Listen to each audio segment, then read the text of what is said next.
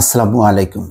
আমাদের তাহলে অনেক ধারণাই ভুল ছিল যে ৩৩ দিন যে ২৩ জন নাবিক জলদস্যুদের হাতে ছিল।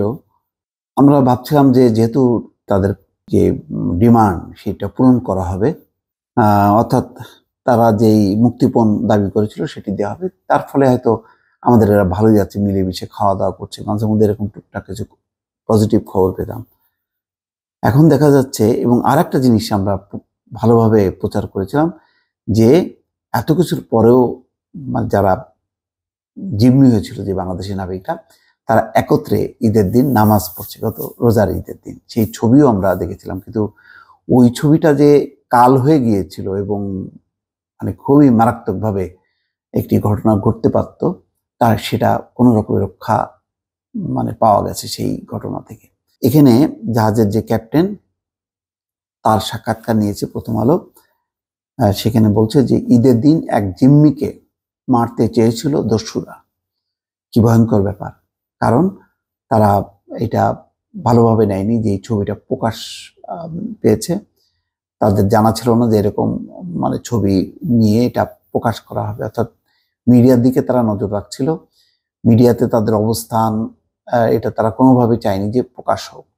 খবরে বলা হচ্ছে জাহাজে ঈদের নামাজের ধারণ করা ছবি বাইরে চলে যাওয়ায় দস্যুরা ক্ষেপে যায়।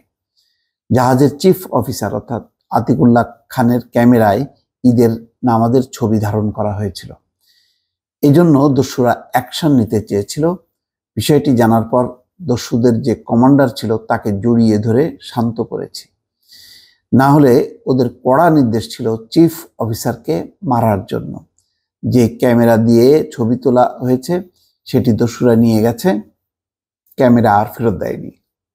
সোমালিয়ার জলদস্যুদের হাতে জিম্মি দশার শেষ দিকে এমন ঘটনা প্রথম আলোর কাছে তুলে ধরেন এমভি আবদুল্লাহর মাস্টার ক্যাপ্টেন আব্দুর রশিদ। মঙ্গলবার জাহাজটির নাবিকরা দেশে ফেরার পর তিনি বন্দী জীবনের কিছু তথ্য তুলে ধরেন। বন্দরের আনুষ্ঠানিকতা সেরে উড়োজাহাজে ঢাকায় যাওয়ার আগে তিনি প্রথম আলোকে সময় দেন। এখানে তিনি বলেন যে 12ই মার্চ সোমালিয়ার দস্যুরা ভারত মহাসাগর থেকে এমভি আবদুল্লাহ এই জাহাজটি জিম্মি করে। প্রায় 1 মাস পর মুক্তিপণের বিনিময়ে জাহাজটি ছেড়ে দেয় দস্যুরা। জাহাজটি মুক্ত হওয়ার পর সোমালিয়া থেকে আরব আমিরাতের বন্দরে পণ্য খালাস ও নতুন পণ্য বোঝাই করে সোমবার জাহাজটি বঙ্গোপসাগরের কুতুবদিয়ায় নোঙর করে। সেখান থেকে আরেকটি ছোট জাহাজে করে মঙ্গলবার বিকেলে নাবিকেরা বন্দরে ফেরে। জিম্মি দশার শুরুর দিনগুলোর কথা তিনি বলেন যে জিম্মি দশার প্রথম দিন সবাই মানসিকভাবে বিপর্যস্ত ছিলেন, ভীত সন্ত্রস্ত ছিলেন। যেহেতু আমরা কেউ আগে এই ধরনের পরিস্থিতির শিকার হয়নি, এই ধরনের অস্ত্রও দেখিনি, তাদের হাতে ছিল ভারী অস্ত্রশস্ত্র। স্বাভাবিকভাবেই সব নাবিক ভীত ছিল। এমন পরিস্থিতিতে দেখলাম আমি যদি দুর্বল হয়ে যাই তাহলে সব নাবিক মানসিকভাবে ভেঙে পড়বে, বিশৃঙ্খল অবস্থার সৃষ্টি হবে। এটা হতে দেইনি। এর ফলে আমরা অক্ষত অবস্থায় ফিরতে পেরেছি। বন্দী জীবনের দিনগুলোর কথা বলেন। সত্যিকার অর্থে জাহাজে খাবারের সংকট বেশি ছিল না, পানির মজুদ ছিল। তবুও আমরা পানির সংকটের কথা বেশি করে বলেছি। দস্যুদের মানসিকভাবে দুর্বল করার জন্য এটা কৌশল ছিল। আপনারাও প্রচার করেছেন, এটা আমাদের সাহায্য করেছে।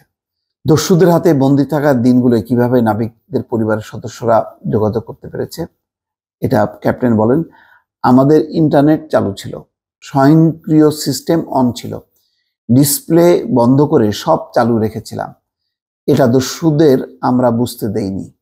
এভাবে আমরাও পরিবারের সঙ্গে যোগাযোগ করছিলাম।